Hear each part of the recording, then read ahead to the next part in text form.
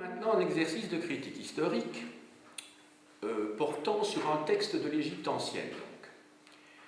Nous avons étudié ces 15 derniers jours 4 documents relatifs à la Mésopotamie, mais à la Mésopotamie du demi-millénaire qui précède l'ère chrétienne, avec 2 documents qui avaient pour auteur Nabonide, vous vous souvenez, qui date de 555 avant Jésus-Christ. Il y avait alors un document relatif à un contrat de fermage de 496, époque de Darius, puisque c'était l'époque perse, et puis il y avait pour finir un document de, j'essaie de me souvenir la date, ça devenait être 216-215 avant Jésus-Christ. Là on était à la période donc des Séleucides, et c'était un document qui était daté de l'époque d'Antiochus III. Voilà. Maintenant, nous allons monter plus haut dans le temps, puisque nous allons nous plonger à l'époque du Nouvel Empire égyptien. Le document que je vous ai donné, ou plutôt les documents que je vous ai donnés, ont pour auteur Horemheb. Ça va, H-O-R-E-M-H-E-B. Vous avez d'ailleurs le nom de ce personnage sur la feuille. Je vais bientôt revenir sur sa biographie. Alors, quel est l'objectif de cet exercice? Tout d'abord, de vous montrer que quand on est professeur, on doit veiller à utiliser des sources documentaires adéquates. Et le choix n'est pas toujours facile pour un futur professeur, quand il a des documents à trouver, de trouver un document qui soit en adéquation avec le programme, d'une part, qui soit du niveau des élèves, qui ne soit pas trop simple ou trop compliqué. Mais il y a un problème auquel on ne pense peut-être pas quand on est débutant, c'est que ce que vous trouvez dans les manuels, ce n'est pas toujours la vérité avec un grand V. Et qu'il est indispensable de comparer, lorsque vous avez trouvé le texte qui vous intéresse, et le texte qu'on va étudier aujourd'hui est un texte célèbre, c'est qu'il faut trouver la version qui est la meilleure. Or ça, c'est pas évident. Moi-même, je ne suis pas égyptologue, donc j'ai dû travailler pendant plusieurs heures pour préparer cette leçon, parce qu'il a fallu que je compare les différentes éditions critiques. Or, je vous dis, je ne suis pas spécialiste. Je ne connais pas l'égyptien ancien. Donc moi, j'essaye de voir, et puis si je ne suis pas capable de trancher, je vous le dis, je vous dis, voilà quels sont les résultats de la recherche, voilà ce que pense tel auteur, voilà ce que pense tel autre auteur. Moi-même, je suis incapable de prendre une décision, parce que j'ai une formation d'historien, mais je ne suis pas spécialisé dans cette période-là, pour que les choses soient claires. Bon. Donc, ce sera un exercice qui va consister à comparer 2 éditions critiques d'un texte célèbre, parce qu'on le trouve en tout ou en partie dans différents ouvrages, et on va voir quelles sont donc les différences entre ces différentes éditions. Mais ne vous en faites pas, on ne va pas s'éloigner du canevas que j'ai utilisé dans les leçons précédentes. Autrement dit, on va d'abord faire l'analyse diplomatique, c'est-à-dire la forme, étudier la forme du document, et puis ensuite, on va en faire l'analyse de contenu. Alors, la première chose que je vais vous demander, c'est, en face de ce texte-ci, qui va être le texte de référence, de mettre des numéros en face des lignes, et je vais vous le dire à l'instant. Donc vous notez chaque fois, en face de chaque ligne, le numéro que vous devez mettre. Alors tout au-dessus de la page, donc c'est la version 2, 1984. En face de la 5e ligne, où il est indiqué acte de brigandage, vous indiquez 5. Ça va? Alors, vous voyez une flèche.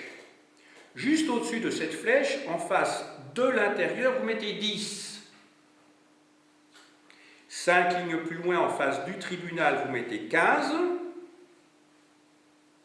5 lignes plus loin, en face de leur registre, vous mettez 20.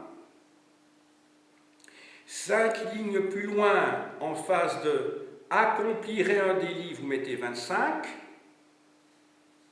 5 lignes plus loin, en face de quant à tout aux fonctionnaires, vous mettez 30. 5 lignes plus loin, en face de Voyer, 35. Vous mettez 40 en face de la résidence. Et 45, 4 lignes avant la fin, donc en face du Voyer. Bon. Maintenant, sur l'autre document, la version 1, 1981, je vous indique où vous devez noter les numéros. Alors, ce n'est pas de 5 en 5, ce serait trop simple. Je vais vous demander de mettre des numéros qui correspondent aux numéros du texte précédent. Ça va? Plutôt que de mettre de 5 en 5, je vais vous dire, voilà, eh bien, la ligne 10 ou la ligne 15 qu'on vient de noter maintenant, ça correspond ici à quelque chose, à un numéro. Donc, je vous donne, on commence. Voyez dans le texte écrit en plus petit, à la 3e ligne, ça commence par nommer, en face vous mettez 15.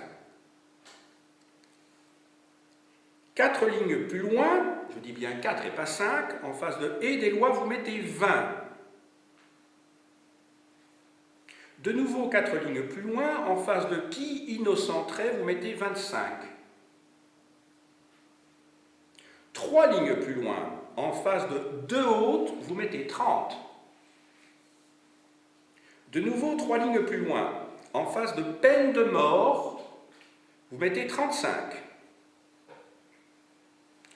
2 lignes plus loin, en face de prophète, vous mettez 40.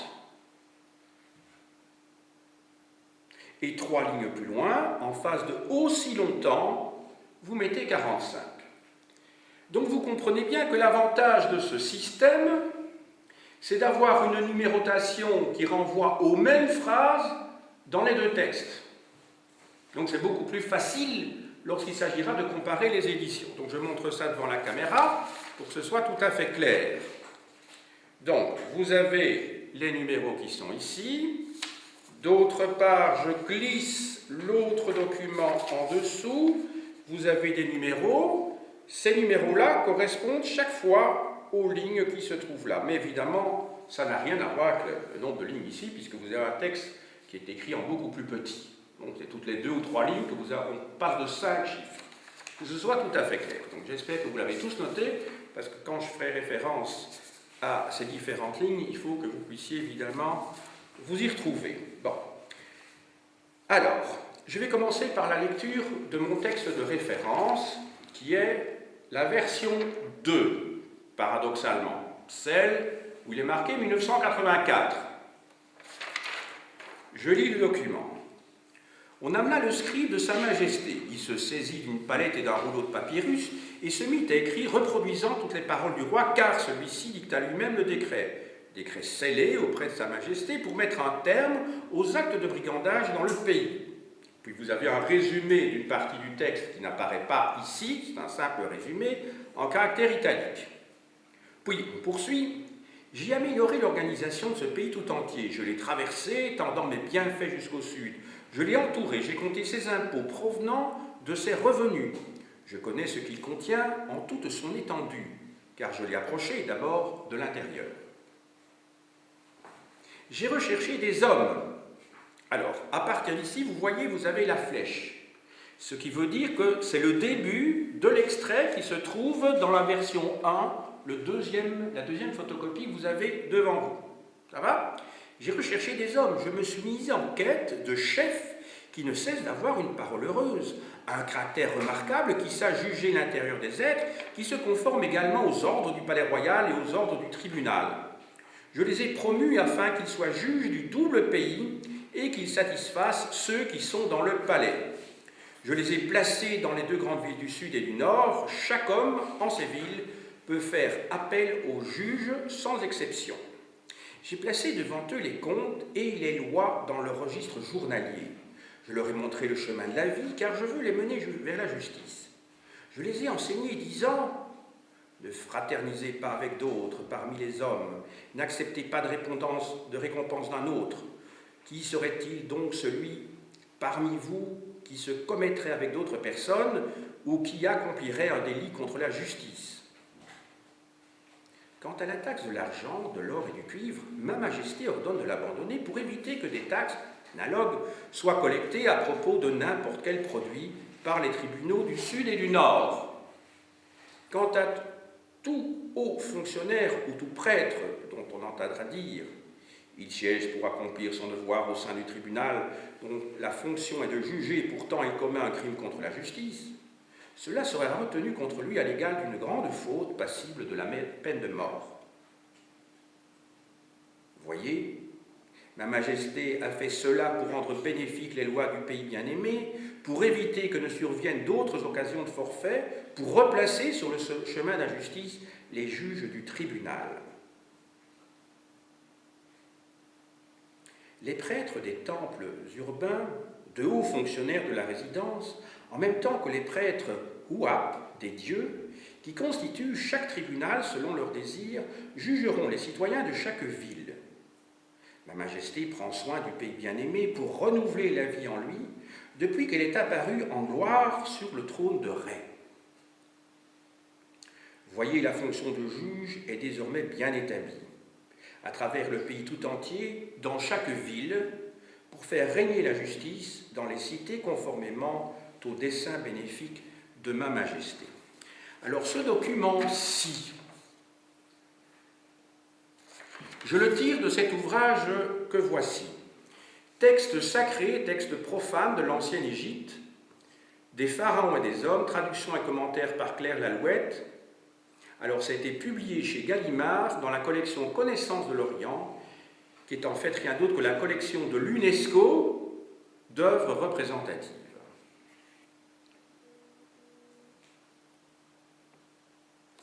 Alors, vous trouverez le texte que vous avez en photocopie aux pages 81 à 83.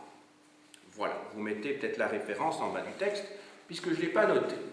Ça va, vous mettez l'alouette, comme oiseau.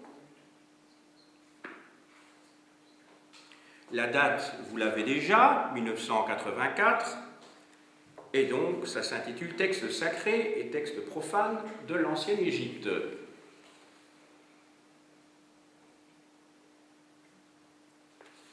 Donc, je répète les pages 81 à 83. Bon. Évidemment, pour ne pas tirer sur la ficelle, je vous ai donné qu'une partie de ce qui est édité dans cet ouvrage. En effet, le texte que je viens de vous lire est précédé d'abord d'un hymne, enfin pas d'un hymne, mais de tout un préambule, et il continue par la suite. Alors je vais mettre, dans l'analyse diplomatique qu'on va faire ensemble maintenant, je vais mettre entre crochets ce qui n'apparaît pas dans la photocopie que vous avez ici. Donc ce sera inutile de chercher en vain où se trouve le préambule, etc. Ça va? Donc, grand A, comme d'habitude, analyse diplomatique.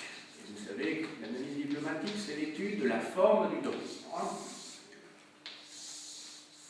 Alors, maintenant, vous en avez vraiment l'habitude depuis plusieurs semaines. On commence grand A par les caractères externes. Successivement, je vais traiter du support, ensuite de l'écriture utilisée, et enfin de la langue dans laquelle est rédigé ce décret, puisqu'il s'agit bien d'un décret, d'un acte officiel. Alors, je commence donc par le support. Le support sur lequel on a trouvé ce texte, c'est en fait une grande stèle qui fait 5 mètres de hauteur. Essayez d'imaginer. Donc, c'est la hauteur de cette pièce.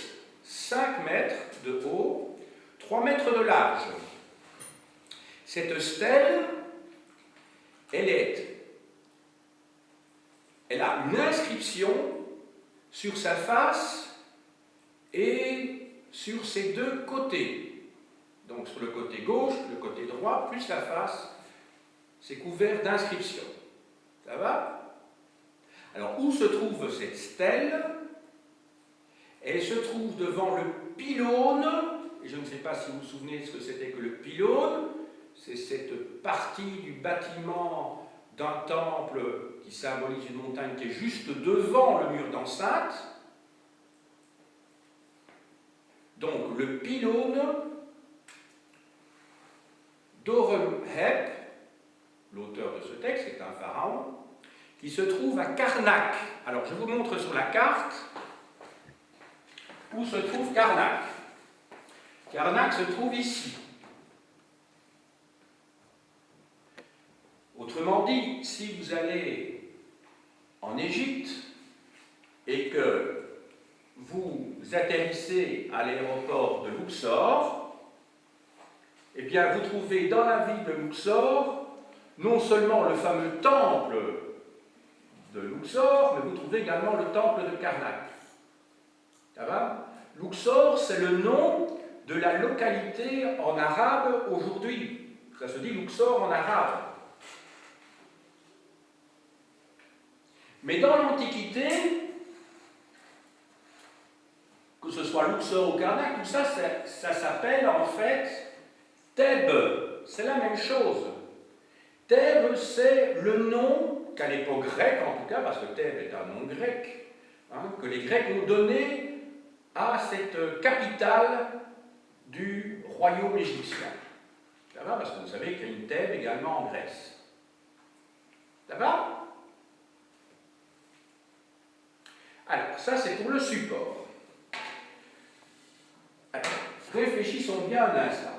Le support, que vous pouvez voir, donc quand vous allez à Karnak, vous pouvez voir cette immense stèle où se trouve ce texte écrit en hiéroglyphes. Ce texte n'est rien d'autre qu'une copie, parce que vous pensez bien que le pharaon, vous vous souvenez des premières lignes du texte que je vous ai lu, pensez bien qu'il n'y a pas un scribe qui est en train de taper, comme dans un dessin animé, sur la stèle immédiatement, ce que le pharaon est en train de dire.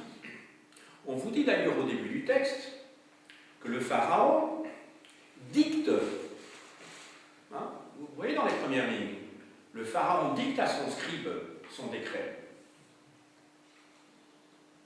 Donc ça veut dire que ce n'est qu'une copie.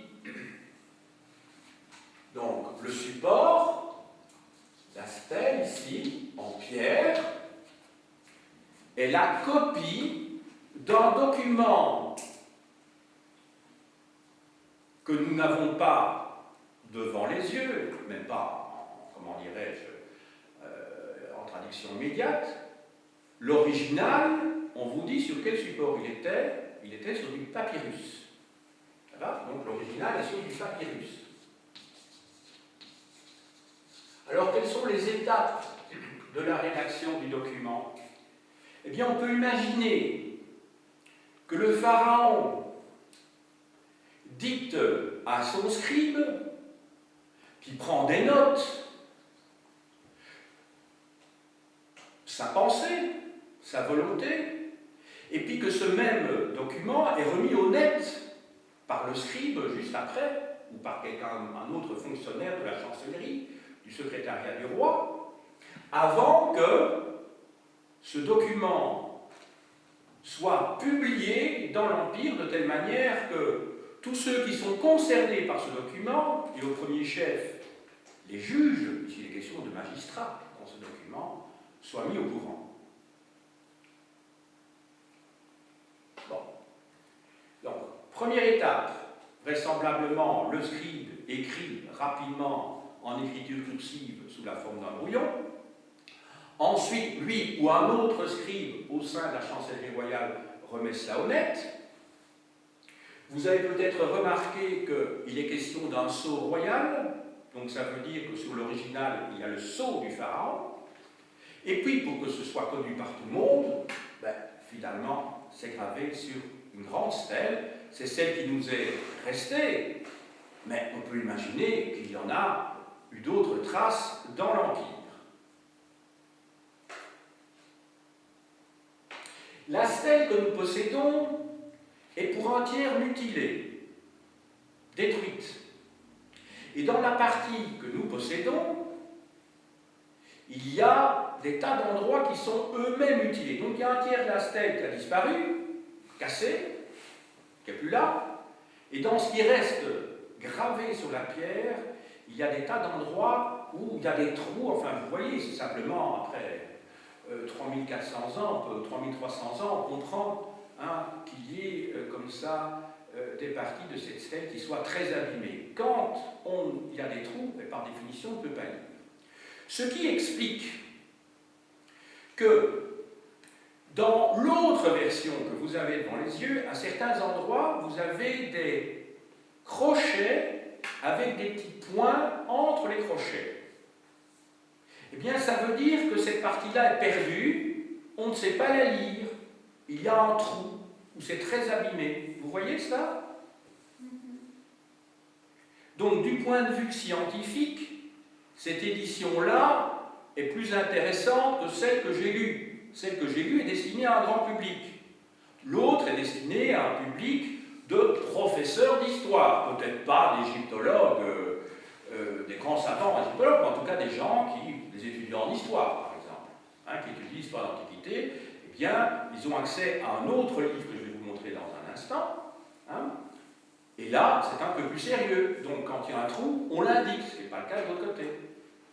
Et vous voyez en plus ça que dans cet autre texte que vous avez dans les yeux, celui que je n'ai pas lu, il y a également des consonnes qui apparaissent bizarrement. Et vous dites, mais qu'est-ce que c'est bien? Si on voit trois consonnes, on dit, mais ça ne veut rien dire du tout, ça a un W, un S, un T, ou un W, un... Vous voyez ce que je veux dire? En italique. Eh bien, en fait, c'est la translittération donc, de l'égyptien en écriture latine. Vous voyez qu'il n'y a que des consonnes, parce que c'est une langue sémitique. Vous savez que dans les langues sémitiques, on ne reproduit par écrit que les consonnes. Les voyelles sont mentionnées par des signes diacritiques, qui sont des petits points, souvent, au-dessus ou en dessous des consonnes, et qui permettent de vocaliser. C'est le cas de l'hébreu ou de l'arabe. Je vous ai déjà expliqué ça dans mon cours d'histoire des religions. Quand vous voyez l'arabe, alors c'est écrit comme ça, il n'y a que des consonnes, il y a certains endroits où il y a soit des petits points, soit vous avez des apostrophes au-dessus ou en dessous, des virgules. Et bien ça permet de vocaliser les consonnes de l'arabe. Dans les textes bibliques, vous avez des petits points, trois petits points au-dessus et en dessous. Et on sait alors comment il faut vocaliser. Ça va? Même chose ici. Donc quand vous voyez ça, vous dites, mais c'est du martien, ça veut dire que c'est trois lettres les unes derrière les autres. Ben, en fait, c'est de l'égyptien ancien, translittéré. Voilà.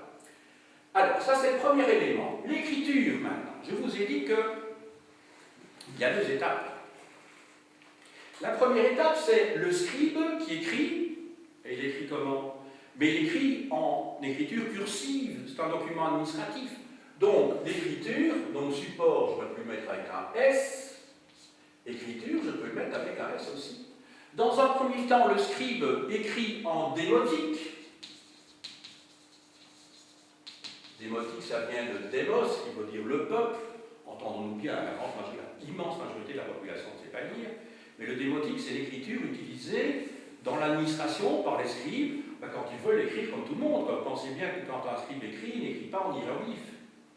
L'hiéroglyphe est réservé aux inscriptions sur les temples. Ça prend énormément de temps de graver ou d'écrire en hiéroglyphe, ou peindre en hiéroglyphe. Donc, ils écrivent de manière cursive, quoi. Ça va? Et donc, l'écriture de la stèle, elle est en hiéroglyphe. Ça, c'est une écriture cursive, courante, et la stèle elle-même, donc le papyrus est en démotique.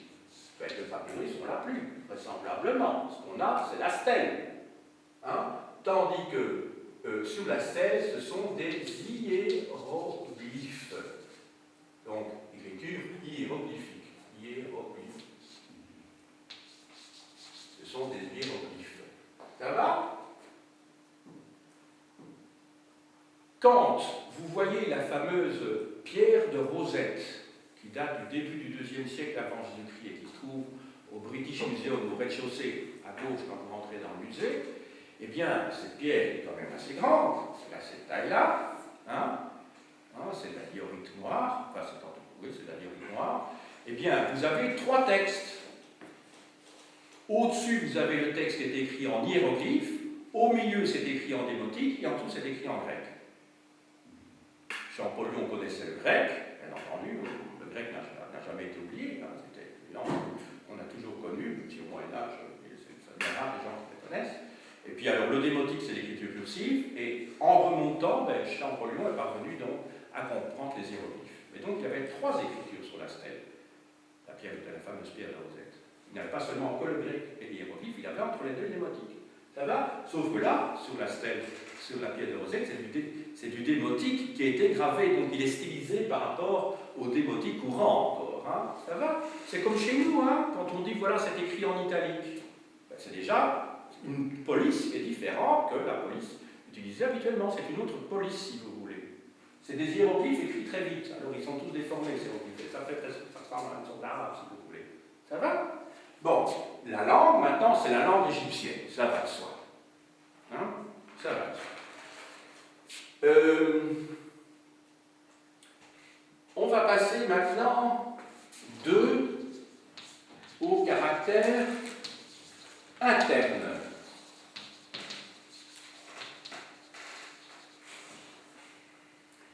Alors, les caractères internes, vous vous souvenez que c'est donc l'analyse de la forme des différentes parties que l'on trouve dans un acte. Alors, je commence tout d'abord, petit 1, le protocole.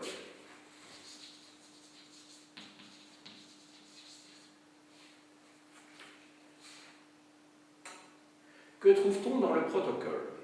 Eh bien, on trouve tout d'abord, je vous ai dit, je ne l'ai pas lu, mais si vous vous référez à la page 81 de l'édition L'Alouette de 1984, vous aurez donc une page où vous aurez ce qu'on appelle l'invocation. Je vais mettre ça entre crochets, puisque vous n'avez pas cette partie-là dans votre document.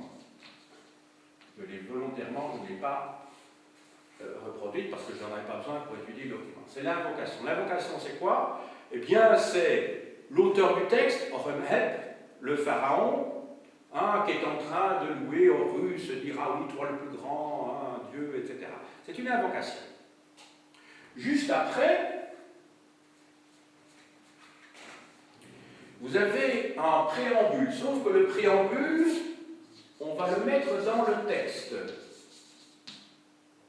Donc, il y a tout d'abord un préambule.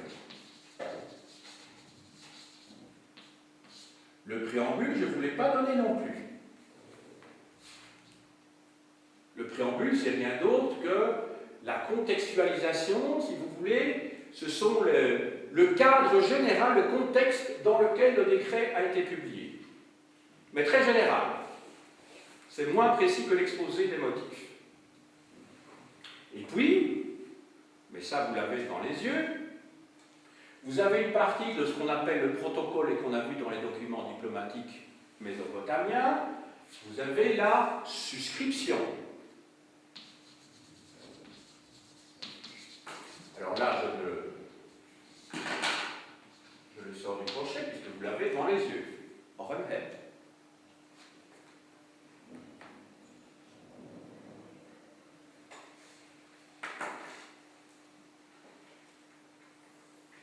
Alors, dans le document que vous avez, l'exposé qui précède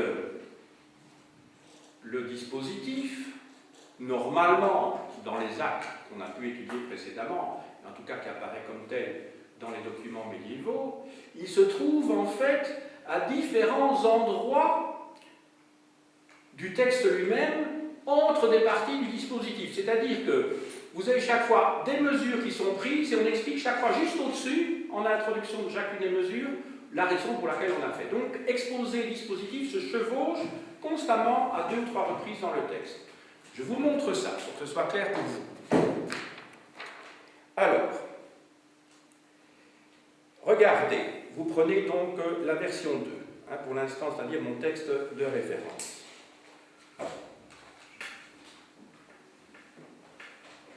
Alors, ça apparaît à de nombreuses reprises, donc on va prendre par exemple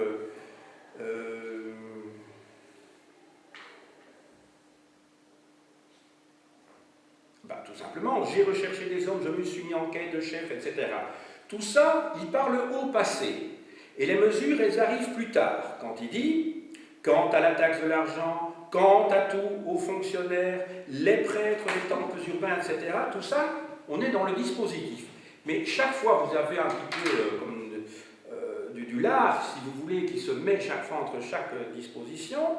Hein, quand on vous dit, ligne 35, « Voyez, ma majesté a fait cela pour rendre bénéfiques les lois du pays bien-aimé. » Ça, ce n'est pas une mesure, c'est l'exposé des motifs. Donc vous mettez que c'est la cause qui est expliquée. Ça va? Et quand on dit, dans les 4 dernières lignes, ligne 45 et suivante, « Voyez, la fonction de juge est désormais bien établie à travers le pays tout entier, dans chaque ville, etc. » Ça, ce n'est pas une mesure. C'est l'exposé des motifs. C'est la raison pour laquelle il l'a fait. Donc l'objectif d'Orem Heb, quand il écrit ce texte, c'est quoi? C'est assurer la paix en Égypte, c'est éviter la corruption, si vous m'avez bien entendu tout à l'heure, établir la paix, s'opposer à la corruption, tout ça, c'est ce qu'on appelle donc l'exposé des motifs. Ce sont les motifs qui président à la rédaction du décret. En revanche, quand il dit « Qu'est-ce que je fais moi concrètement, moi, Orem Heb, Pharaon, pour éviter qu'il y ait la corruption, pour ceci, etc. » Quand il dit « j'ai décidé que », quand il dit « quant à la taxe de l'argent, de l'or et du cuivre, ma majesté ordonne de l'abandonner ». Ailleurs, quand il dit « quant à tous vos fonctionnaires ou tout prêtre dont on entendra dire « il siège pour accomplir son devoir, etc. », cela sera retenu contre lui à l'égard d'une grande faute passible à peine de mort. Là, il prend des décisions. Là, il n'explique pas la cause. Il dit « voilà, moi, le pharaon, je décide que ». Donc, vous mettez ici « exposé » et « dispositif » se chevauchent constamment. Vous vous souvenez, on l'a vu dans les textes mésopotamiens, que le dispositif, c'est l'ensemble des clauses, des mesures prises par l'auteur du document, l'auteur de l'acte. Ici, c'est un acte officiel, donc vous imaginez bien que dans la forme du document, il y aura de sensibles différences avec les 2 derniers documents mésopotamiens qu'on a étudiés, qui étaient des actes privés. Ici, c'est un acte public. Ce n'est pas la même chose. Hein. Le dispositif, ce sont donc les mesures qui sont prises, les décisions. Et je vous ai dit que vous avez un petit paragraphe d'exposé, puis la mesure, la décision, puis nouveau un petit paragraphe d'exposé des motifs, et puis une nouvelle décision, etc. Ça va? Ça se fait sous cette forme-là, en tout cas en Égypte à cette époque-là, et plus particulièrement dans ce décret-ci. Donc ça n'apparaît pas de la même manière que ce qu'on a pu voir ailleurs. Tout ce qui se passera quand vous serez en 2e au Moyen-Âge et qu'on fera de la diplomatique, vous verrez que là, les actes ne sont pas conçus de la même manière. C'est un petit peu logique, hein, c'est pas la même chancellerie, on est dans un autre contexte, etc. Mais ce qui est intéressant avec la diplomatique, c'est de voir l'évolution de la forme des documents, et ça permet également de comprendre quelles sont les pratiques d'une chancellerie, comment on établit un acte, et voilà, et ça nous informe sur l'histoire des mentalités également, puisque dans l'invocation, il y a référence à Amon, etc. Bon. Alors, ensuite, vous vous souvenez qu'il y avait les mentions hors teneur? Mention hors teneur, ici, ce sera quoi?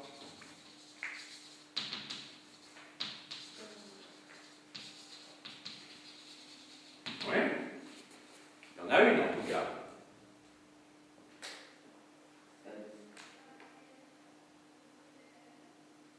De ce qui est tout au-dessus.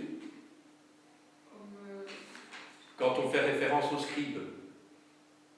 Le scribe, en fait, n'appartient pas au dispositif.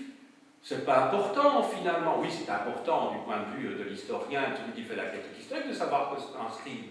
Mais en tant que tel, le scribe, c'est pas lui qui prend la décision, et il n'est pas la décision lui-même, on est bien d'accord. Donc, c'est une mention secondaire, mais qui se trouve dans le texte. Donc ici, la référence au scribe. Alors, petit 3, alors là, je vais le mettre entre parenthèses. Alors, l'esca Stockholm. Alors là, je vais mettre carrément en parenthèse, parce que ici, c'est parce que je ne l'ai pas lu, mais là, ça n'existe pas tout simplement. La date, vous voyez que la date n'apparaît pas. Alors la date, c'est un énorme problème pour l'historien. Vous savez que c'est la base de tout. Hein. Quand on travaille sur la préhistoire, on ne sait presque pas grand-chose de la vie des gens, mais au moins on doit essayer de dater d'une manière ou d'une autre. Par le carbone 14, par l'uranium 238, le potassium argon, tout ce que vous voulez, la dendrochronologie ou encore d'autres systèmes, et puis, carbone 14 bien sûr, et puis alors, quand on arrive à l'époque de l'histoire, à partir du moment où on a des documents écrits, ben on va pouvoir dater le document, qu'il soit sur une stèle en pierre, qu'il soit sur un papyrus, peu importe. Or, je ne vous dis pas, j'ai cherché dans toute une série d'ouvrages. Je vais vous montrer ces ouvrages pour essayer de savoir de quand datait. Tu peux venir par ici? Ce serait gentil. Alors, de quand datait effectivement ce texte? Alors, suivant les ouvrages, la date varie de 25 ans. Donc, ne vous contentez pas d'une solution rapide quand vous préparez une leçon. Tenez-vous bien. Pour certains auteurs, le texte date de 1340 avant Jésus-Christ. Ou de 1339. C'est le cas de Claire Lalouette. Dans le document que je vous ai lu tout à l'heure, il est indiqué que le document date de vers 1340. Et dans un ouvrage qu'elle a écrit, elle ne se contredit pas, je montre cet ouvrage, Claire Lalouette, L'Empire des Ramsès chez Fayard. Eh bien, pour elle, ce document date de 1339. Donc, ça se trouve à la page 63. 1339. Alors, quand vous prenez le dictionnaire de la civilisation égyptienne chez Larousse, vous prenez Horemheb, 1340 également.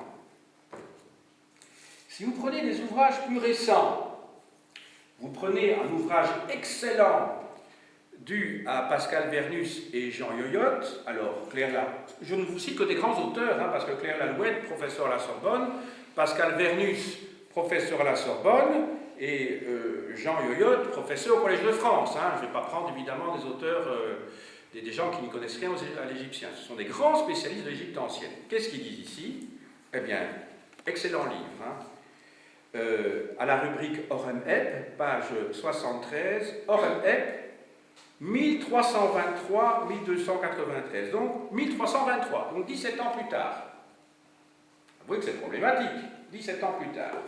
Vous prenez le petit dictionnaire très bien fait qui coûte pas cher, 3 €, du même Pascal Vernus, professeur à la Sorbonne, Dieu et Pharaon d'Égypte, chez First Edition.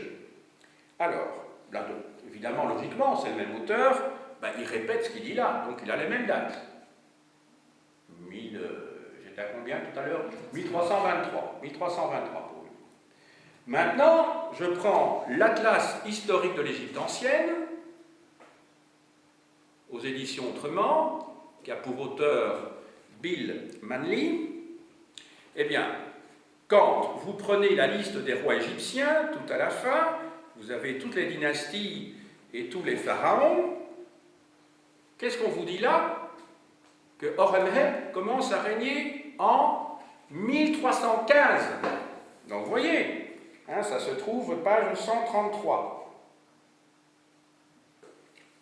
1315. Donc vous voyez toutes les dates différentes.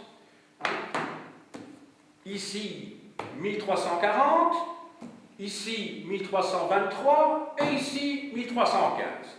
Moi, je ne suis pas égyptologue, alors qu'est-ce que je fais? Je regarde encore un ouvrage encore plus approfondi, une brique publiée par la Nouvelle Clio de Claude van der Sleyen, L'Égypte et la vallée du Nil, tome 2, et alors je prends évidemment le chapitre consacré au roi Horemheb. Et alors, page 486 et suivante, on vous explique que l'énigme principale du règne d'Horemheb est sa durée. Et alors on vous donne les références de toutes les explications qui ont été données quant au début de son règne. Alors là, vous avez 2-3 pages, on vous explique tout ça dans le détail.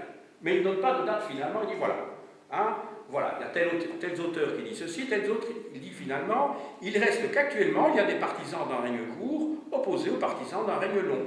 Ceux-ci ont en leur faveur la présence des documents qui ont l'avantage d'exister malgré leur caractère énigmatique.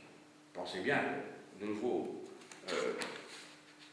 professeur à l'université de Louvain, c'est pas moi qui vais faire mon petit malin, hein, mon nez est tranché quand tous ces égyptologues eux-mêmes ont des dates différentes et que finalement un grand spécialiste, mais finalement voilà, il y a du pour et du contre. Moi, qu'est-ce que je fais dans ce cas-là? Il y a deux possibilités dans la chronologie que vous allez indiquer en bas de votre document maintenant, hein, et qui pourrait servir à vos étudiants, simplifié évidemment, hein, il ne faudrait pas leur rentrer dans tous ces détails de chronologie, il faudrait leur dire quoi?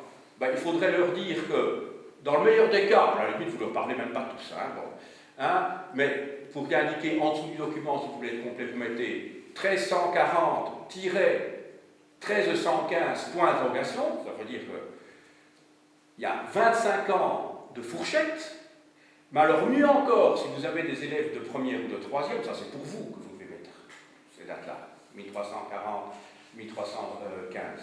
Maintenant, pour les élèves, qu'est-ce que vous allez mettre? Quelque chose d'hyper simple, hein. Vous allez mettre tout simplement deuxième moitié du XIVe siècle. C'est juste, scientifiquement, ce n'est pas précis, mais vous ne pouvez pas, vous, être plus précis que ça.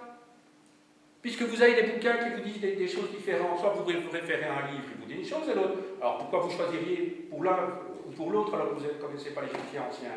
Ça n'a pas de sens, vous n'êtes pas égyptologue, moi non plus.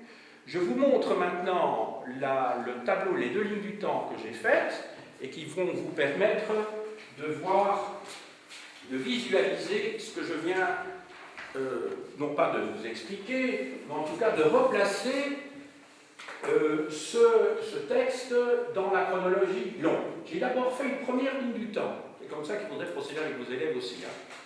Donc, pour toute l'Égypte ancienne, donc je pars de 3000 avant Jésus-Christ, je vais donc, ça couvre 3 millénaires jusqu'à Jésus-Christ. Hein. J'ai noté uniquement les dates des empires pour quand même, pour qu'ils puissent replacer ça dans la longue durée. Donc, vous avez ici l'Ancien Empire, je mets chaque fois volontairement des dates rondes. Hein. Vous avez vu que les égyptologues ne se mettent pas tout à fait d'accord. Pour des élèves de premier ou troisième secondaire, ça ne sert à rien de financer et de mettre 1639, ça n'a aucun sens. Donc moi j'ai volontairement arrondi au demi-siècle. C'est moi qui arrondis au demi-siècle, hein. Donc j'assume. Donc plus ou moins 1650, 1150 pour l'Ancien Empire, 2050 à 1650 pour le Moyen Empire, et pour le Nouvel Empire, qui est l'époque qui nous intéresse, c'est la raison pour laquelle je l'ai encadré, 1550-1050. Deuxième ligne du temps, qui n'est rien d'autre en fait qu'un agrandissement de cette période-ci, pour le Nouvel Empire. Donc ceci n'est rien d'autre qu'un agrandissement. Je pars de moins 1600, je vais jusqu'à 1000. Hein. J'ai chaque fois indiqué non seulement les dates repères, pour chaque siècle, j'ai indiqué en chiffres romains les siècles concernés, pour qu'il n'y ait pas d'ambiguïté. J'ai mis les noms de 3 grands pharaons, hein, qui sont mentionnés dans les manuels, pour le 15e siècle avant Jésus-Christ, Thoutmôsis III, pour le 14e siècle avant Jésus-Christ, Akhénaton, celui qui a imposé le monothéisme du disque solaire, et Ramsès II pour le XIIIe siècle. Et j'ai évidemment entouré le personnage qui est le nôtre, qui vient après Akhénaton et qui vient avant les Ramessides. Voilà. Il faut se limiter à ça avec des élèves. Hein. Il n'en faut pas plus. Si vous en mettez plus, ils vont tout mélanger. Mais il est important qu'ils se rendent compte que l'Égypte ancienne, c'est quand même 3000 ans. Que c'est immense. C'est une civilisation qui est nettement plus longue que la nôtre. Nettement plus longue. Et qu'un pharaon qui vit à ce moment-là et un pharaon qui vit à l'époque de Cléopâtre, ils n'ont rien à voir entre eux. Oui, il y a toujours le caractère sacré, mais Cléopâtre, elle parle la langue des pharaons de cette époque-là, elle parle grec, je vous ai dit. Donc il faut faire très attention. Ce qui est étonnant, c'est qu'il y a des formes artistiques, religieuses qui ont été permanentes pendant 3000 ans. Mais pour le reste, les gens ont quand même évolué, c'est plus la même mentalité, c'est plus les mêmes pratiques politiques et sociales. Ça va? Bon. Donc je l'ai placé ici, Horemheb. Alors maintenant, je regarde un petit peu ce qu'on pourrait encore faire. Oui, alors, vous remarquez que je n'avais pas tout à fait terminé là. Ici, 4, les signes de validation. Vous avez le sceau royal. En revanche, il y a un élément que nous avions dans les documents privés qui n'apparaît pas ici, c'est qu'évidemment, vous n'avez pas de souscription. Pensez bien, on va pas mettre le nom de témoin pour un acte public, une loi qui est destinée à l'ensemble de l'Empire égyptien. Donc vous n'avez évidemment pas de témoin ici. Les témoins, c'est pour les actes privés. C'est quand vous vous mariez, ben, il y a des témoins. Ben oui, parce que c'est un acte privé, c'est privé. Donc il faut pouvoir le justifier si un jour vous divorcez. Et alors on dit, ah oui, mais on ne s'est jamais marié. Mais il y a des témoins qui peuvent aller en justice et dire, ben oui, vous pouvez les faire venir en disant, ben oui, nous étions effectivement mariés. Imaginons qu'il y a un mariage blanc ou un mariage gris, comme on dit aussi. Tandis que pour le roi il n'a pas besoin de témoins, donc il suffit d'avoir le sceau, c'est l'équivalent des témoins. Vous savez, dans le dernier document, on avait même vu les cachets. Il y avait des cachets à côté de chacun des témoins. Alors,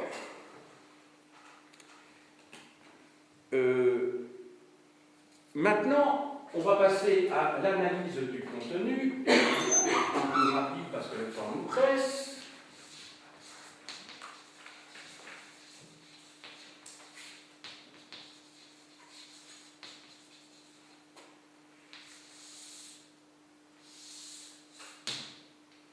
Dans l'analyse de contenu, il y a d'abord l'objectif. L'objectif du pharaon, il est exprimé noir sur blanc, si je puis dire, parce que je vous ai donné des photocopies, mais sur la scène, c'est évidemment pas cette expression-là qui serait adéquate. L'objectif, c'est d'établir la paix,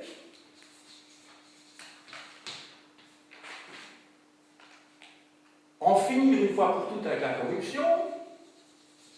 Donc ça nous interpelle, nous, hommes du XXIe siècle, parce qu'on connaît ça dans le domaine politique ou même judiciaire, éventuellement, pas chez nous, heureusement sur le plan judiciaire, mais enfin, il y a des régions du monde où vous savez qu'en payant un bakshish, ça peut peut-être, comment dirais-je, faire balancer la décision du juge dans un sens ou dans l'autre. Heureusement pas chez nous, mais enfin ça existe quand même, les bakshish. Et puis, voilà, je crois que ce sont les deux éléments les plus importants. Alors, si vous regardez bien le texte, dans une des deux versions, il est question de restaurer l'ordre. Restaurer l'ordre. Si on dit restaurer l'ordre, ça veut dire quoi? Ça veut dire qu'il n'y avait pas d'ordre avant. Ben oui, ça paraît tellement évident qu'on ne pense pas à le dire. Mais donc ça veut dire que Horemheb, il arrive à une époque où c'est le bazar général, c'est l'anarchie.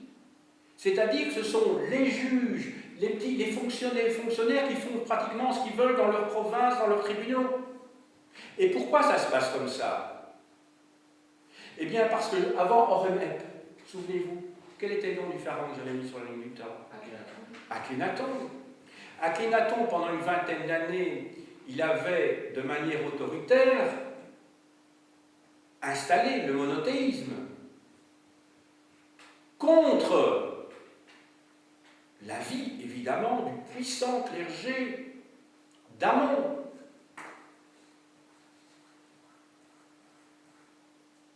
Et donc, le clergé d'Amon a voulu prendre sa revanche une fois qu'Akhenaton a disparu. On a détruit ses édifices, on a détruit comment dirais-je, on a détruit les stèles qui portaient son nom, ses représentations également. Il fallait que ce pharaon maudit disparaisse de la mémoire. On succédait à Akhenaton, son très jeune fils qui va mourir rapidement, qui est très connu dans l'histoire, c'est Toutankhamon. Et puis un autre pharaon, assez falot, dont on ne sait pas grand-chose, qui s'appelle Haï, et qui est Horemheb maintenant. Parce que je ne vous ai pas encore dit grand-chose sur Horemheb. Horemheb, c'était un général de l'époque déjà d'Akhenaton, qui va avoir un rôle pratiquement de Premier ministre à l'époque de Toutankhamon et de Haï, donc au XIVe siècle, et qui va, sans doute dans le cadre d'un rapport de force, mais il arrive sans doute assez âgé, sans doute au pouvoir, arrive donc sur le trône du pharaon. Donc, lui, un petit peu comme Nabonide, qu'on a étudié il y a 15 jours en Mésopotamie au VIe siècle, eh bien, c'est un roi qui n'est pas légitimé par son sang royal. C'est un noble, il appartient à la haute aristocratie, à une famille princière, mais lui-même n'est pas de sang royal. Et il devient pharaon. C'est un premier ministre qui devient pharaon. C'est le dernier pharaon de la XVIIIe dynastie. Et on peut dire à la limite que c'est presque le premier de la 19e. On le classe toujours dans la 18e dynastie. Pourquoi je dis qu'il est à cheval entre les deux? Parce qu'en fait, c'est une véritable période de transition, parce que c'est lui qui va choisir, qui va désigner son vizir Pi-Ramsès comme étant son héritier, parce que lui-même, enfin comme son successeur, parce que lui-même n'a pas eu d'enfant mâle. Hein? Et lui-même, Pi-Ramsès, le vizir, va devenir pharaon sous le nom de Ramsès Ier. Et c'est le début de la 19e dynastie, hein, avec les Ramessides, dont les deux plus célèbres sont évidemment au XIIIe siècle, Ramsès II et Ramsès III. Ramsès II est très très connu, hein, bon, vous avez déjà vu des films ou des dessins animés ou que sais-je sur Ramsès II, c'est lui, c'est ce grand pharaon bâtisseur, hein, qui a laissé des temples et des monuments un peu partout en Égypte, surtout à Thèbes, et entre autres aussi à Abou Simbel, hein, le temple d'Abou Simbel au sud du lac Nasser. Voilà. Alors maintenant, les mesures qui sont prises. Qu'est-ce que vous avez pu observer? Alors, on reprend le document.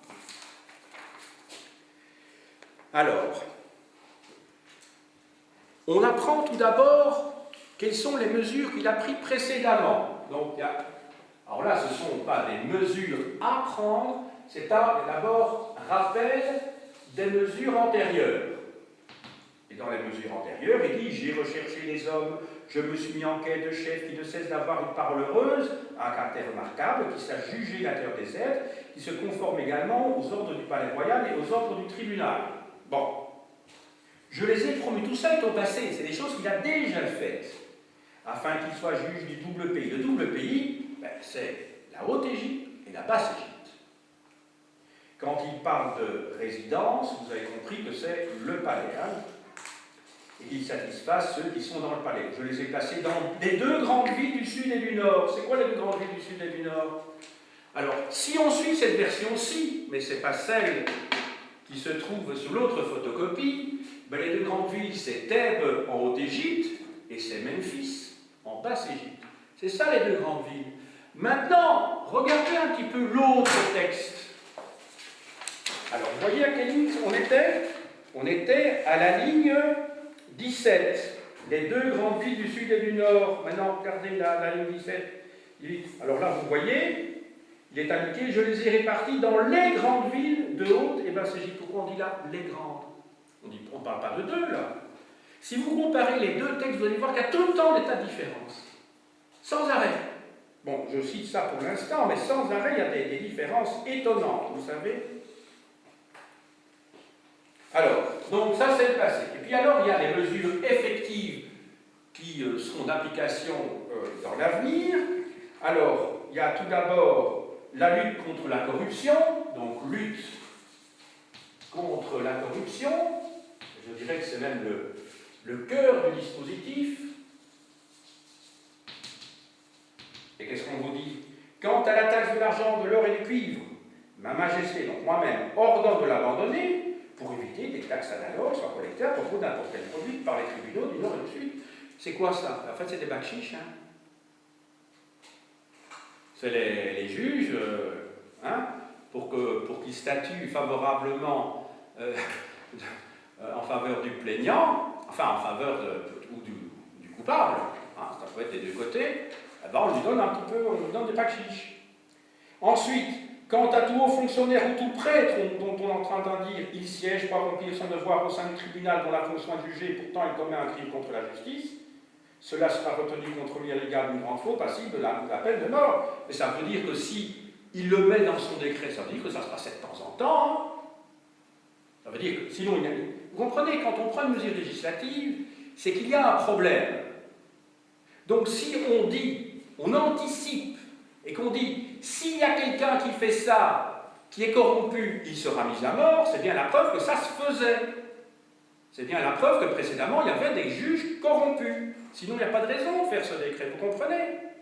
Donc ça veut dire que juste avant Horemheb, après Akhenaton, donc pendant l'époque de ces deux pharaons phallaux que sont d'une part Toutankhamon et d'autre part Haït, dont je vous ai parlé tout à l'heure, eh bien c'est une période où finalement c'est l'anarchie, le pouvoir central ne peut plus rien faire. C'est tous ces fonctionnaires qui finalement décident par eux-mêmes, ces juges ils font ce qu'ils veulent. Alors, autre mesure importante, les prêtres des temples urbains de hauts fonctionnaires de la résidence, en même temps que les prêtres ou abdes des dieux, qui constituent chaque tribunal sur leur désir, jugeront les citoyens de chaque ville. Alors, on vous explique d'une part donc la composition des tribunaux, et vous avez bien compris qu'il s'agit des tribunaux provinciaux. Hein. Il ne s'agit pas des tribunaux centraux, le tribunal du palais.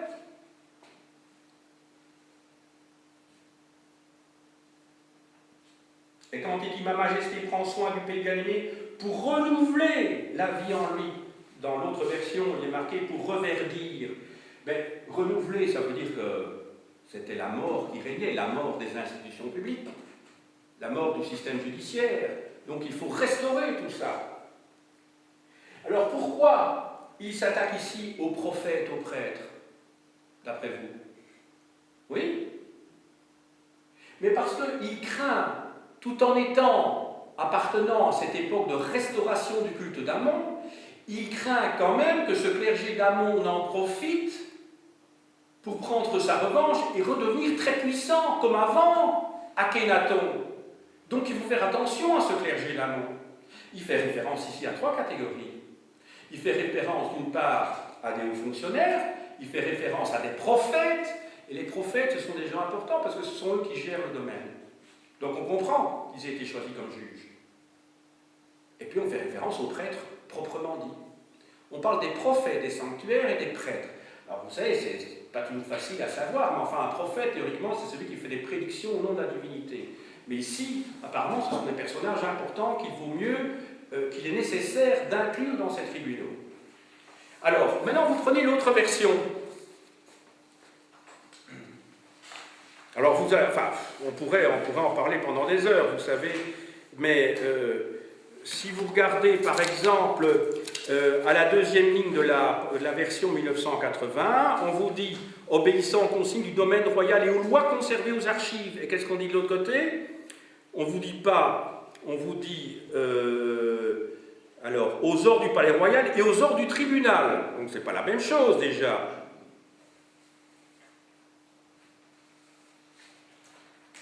Bon, ça, ce sera un petit travail que je vais vous demander de faire par vous-même, parce que je vous ai bien introduit le sujet maintenant. Pour la semaine prochaine, il faudrait que vous voyiez toutes les différences. Moi, je n'ai fait en fait que introduire le sujet dans cette leçon, parce qu'on n'a plus beaucoup de temps, et donc ça nécessite un travail à domicile. Hein. Je vais vous demander de voir toutes les différences, et vous allez voir les contradictions entre les deux versions. Mais ça, ce sera un travail personnel que je vous demande. Et vous allez voir que c'est vraiment étonnant, hein, la distance qui peut exister entre les deux traductions. Alors, les sources du droit dans ce document, elles sont au moins au nombre de 2 ou de 3. Il y a tout d'abord ce qu'on appelle en droit la doctrine. La doctrine, eh bien, c'est quand le pharaon explique qu'il a donné une ligne de vie, une ligne de conduite aux magistrats. Il y a ensuite la loi, quand il fait référence aux lois qui existent déjà, hein, aux lois Il y a peut-être même référence à une certaine forme de jurisprudence, c'est-à-dire à des décisions prises par des tribunaux antérieurement, en tout cas des décisions prises par le tribunal du parler, quand on dit aux lois conservées aux archives. Donc ça fait au moins 3 sources du droit: doctrine, loi et jurisprudence. La coutume n'est pas mentionnée en tant que telle, mais comme vous le savez sans doute, c'est la 4e source du droit. Alors, il me reste à vous montrer un certain nombre d'ouvrages maintenant.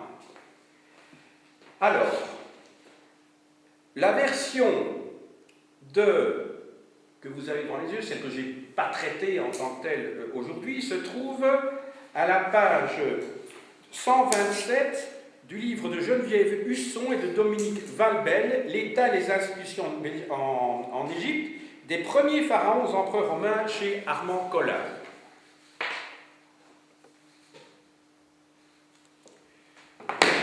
Alors, quelques ouvrages sur les références sur l'Égypte. Je vous renvoie quand même aux 2 petits DVD que j'ai faits, l'Égypte ancienne, donc il y a le 1 et il y a le 2.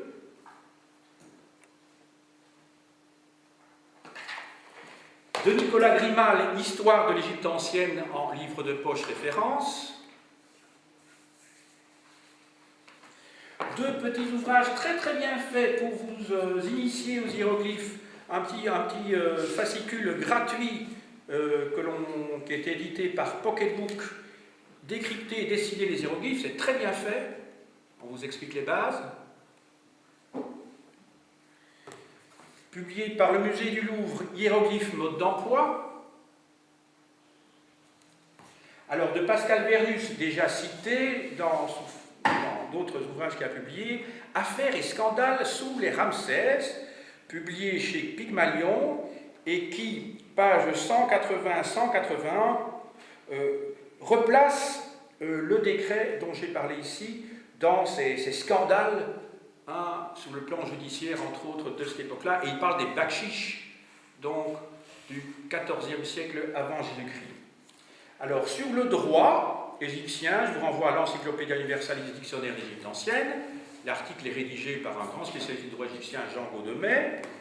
De Pierre Montet, La vie quotidienne en Égypte au temps des Ramsès, c'est juste après l'époque que nous avons traitée aujourd'hui, mais il y a tout un chapitre sur les magistrats,